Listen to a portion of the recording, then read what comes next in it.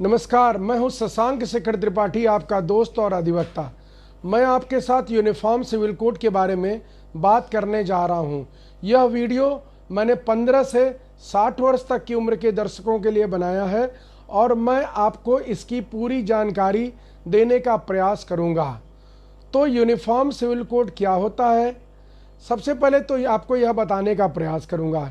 यह एक कानूनी प्रक्रिया है जिसका मुख्य उद्देश्य हमारे समाज में सुरक्षा व समानता और न्याय की सुनिश्चितता है, बिना लिंग, जाति, धर्म अथवा आपके संप्रदाय का विचार किए हुए। इसे हमारे समाज के सभी प्रतिष्ठित संस्थानों, न्यायिक प्रणालियों और सरकारों द्वारा मान्यता प्राप्त किया जाने वाला है।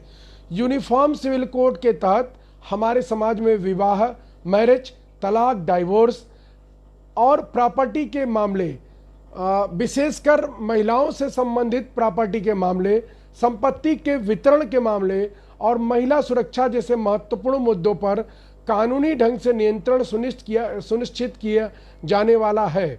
इसका महत्वपूर्ण पहलू यह है कि यूनिफॉर्म सिविल कोड हमें समानता की सुनिश्चितता प्रदान करता है, चाहे हम महिला हों, पुरुष हों या अन्य लिंगीय समूह के हों। इसका उदाहरण लेते हैं। यदि किसी व्यक्ति के पास एक संपत्ति है और वह मर जाता है तो उसकी पत्नी, बच्चे और परिवार को संपत्ति का समान अधिकार मिलता है, जबकि अभी तक विभिन्न धर्मों और संप्रदायों में ऐसा नहीं होता था। विधि के समक्ष समता और ही यूनिफॉर्म सिविल कोड का सबसे महत्वपूर्ण बिंदु है। यूनिफॉर्म सिविल कोड महिलाओं की सुरक्षा को महत्वपूर्ण मानता है और उसके अधिकारों को भी व्यवस्थित करता है। हमें पारिवारिक हिंसा, सेक्सुअल हैरेसमेंट, समाज में महिलाओं के प्रति होने वाले किसी भी रूप के दुर्व्यवहार के खिलाफ सख्त कानूनी कार्रवाई की सुनिश्चितता यूनिफॉर्म सिविल कोड देता है।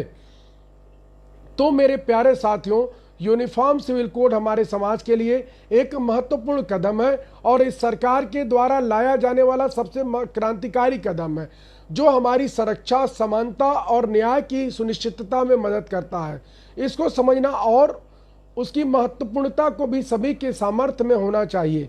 धन्यवाद। हमेशा याद रखें, सबका सम्मान, सबकी सुरक्षा और सबकी संरक्षा ही कानून शासित राज्य में महत्वपूर्ण होती है और विधि के समक्ष समता का जो अधिकार, संवैधानिक अधिकार हमको मिला हुआ है, वह बिना यूनिफॉर्म सिविल कोड के शून्य हो जाता है और उससे अधिकार विहीन हो जाता है। इसीलिए आर्टिकल 14 का लाभ समाज को देने के लिए, समाज के हर वर्ग को देने के लिए भारत सरकार यूनिफॉर्म सिविल कोड लागू करने जा रही है।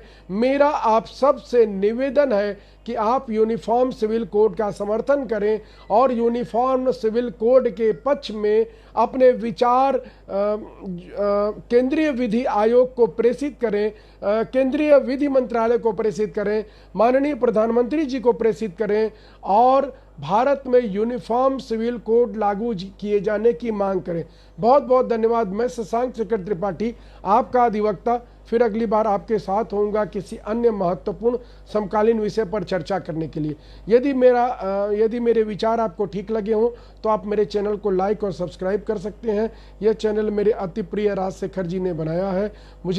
मैं इस चैनल के माध्यम से आपसे अपडेट होता रहूँगा और यदि आपको लगता है कि विधि के किसी बिंदु पर आपको मेरे सलाह की आवश्यकता है तो आप कमेंट बॉक्स में बताएंगे, तो मैं निश्चित ही उस पर वीडियो बना करके आपकी सेवा कर पाऊँगा और आपकी विधिक मदद कर पाऊँगे। बहुत बहुत धन्यवाद आपका।